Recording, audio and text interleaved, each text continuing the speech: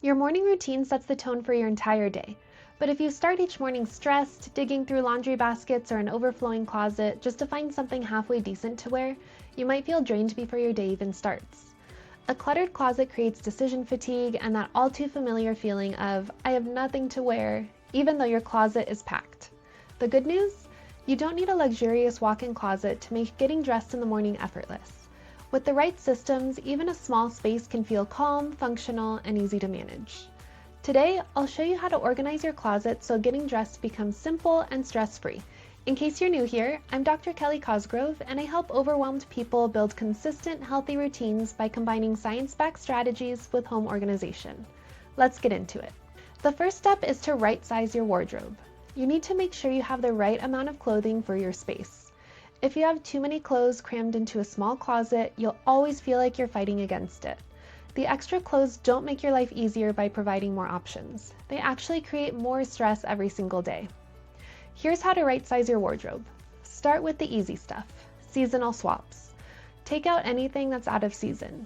If it's summer, you don't need sweaters taking up space. Store them in bins under your bed or in another closet and rotate them back when the weather changes. Next, filter by fit and lifestyle. Only keep clothing that fits your current body and lifestyle. Ask yourself, have I worn this in the past year? Do I feel good and confident in it? Does it fit the life I live now? Be honest. If you've been holding onto a clubbing dress for 10 years but you haven't set foot in a club in forever, it's probably time to let it go. There are of course a few exceptions. If you recently had a baby and you're planning to have another before too long, it makes sense to hold on to your maternity clothes. But this is another situation where you'd want to take them out of your closet and store them in a bin under the bed or in another storage area that you can access when the time comes. But what about sentimental clothes? If you just can't part with them, that's okay.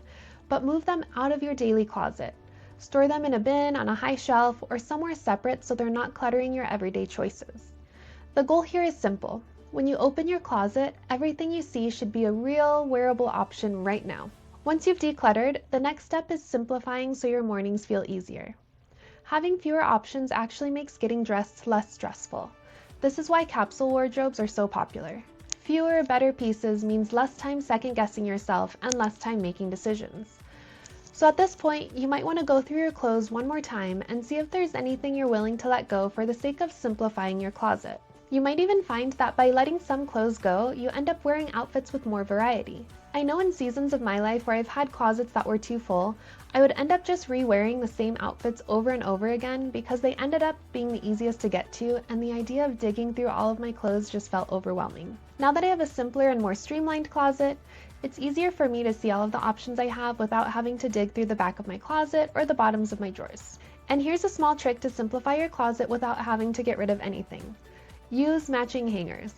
This is a quick fix that cuts down on visual clutter and instantly makes your closet look calmer and more organized. I love using velvet hangers because they have the added benefits of not letting your clothes fall off the hanger so easily and are typically pretty thin so they don't take up much space. So now let's talk about how you should actually organize the clothes you've decided to keep. Here's where you can really customize. The best closet system is one that matches how you make decisions about what to wear. One option is to group by purpose. Work clothes together, workout clothes together, casual clothes together. That way, when you're getting dressed for work, you only have to look in one section. Another option is to organize by decision style. For example, I tend to choose based on the weather. So I sort by sleeve length and pants versus shorts, then organize by color within each category. That way, if it's a chilly day, I can immediately zero in on long sleeves and pants, then pick based on style or mood. Think about how you naturally decide what to wear and set up your closet to support that process. Now for some practical tips to make sure your clothes are being stored in the best way. The key is deciding what works best for you and what system you'll actually maintain. For clothing you keep in drawers, I'm a huge fan of file folding. Instead of stacking clothes on top of each other, fold them upright so you can see every single item at once. This way you're not digging, making a mess, or forgetting about what's buried on the bottom. When you can see everything at a glance, you'll naturally rotate through your clothes more, wear a bigger variety, and avoid the dreaded messy drawer. There are some things like underwear that I personally do not want to fold. Since I have a bunch of underwear that's all the same, I have a divided section in my drawer where I just put them in as is when I'm putting away laundry. There's not really any benefit to folding them so I can see them all since they're all the same. And because they're contained in one small divided section in my drawer, it doesn't feel messy. Now that you know how to organize your closet, let's talk about how to keep it that way. Here are a few systems that work. Have a one in, one out policy. This prevents you from overfilling your closet again. Once you've figured out the right size for your wardrobe, set some constraints as to how much your closet will accommodate.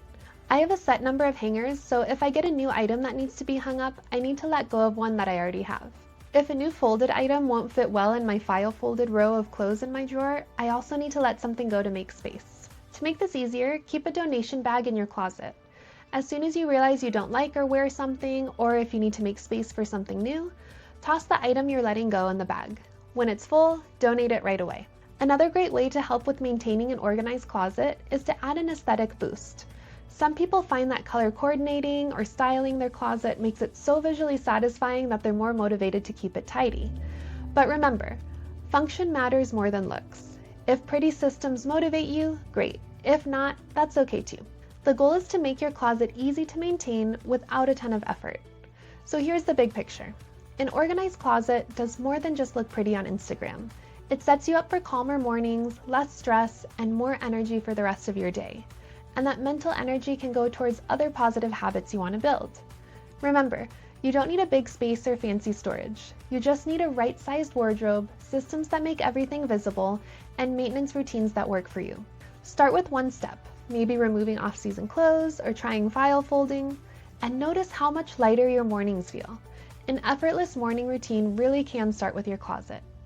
If you want more ideas about how to apply behavioral science in your home and make your routines easier and more sustainable, check out my recent video all about designing your space for success. I'll link it here on the screen and in the description below.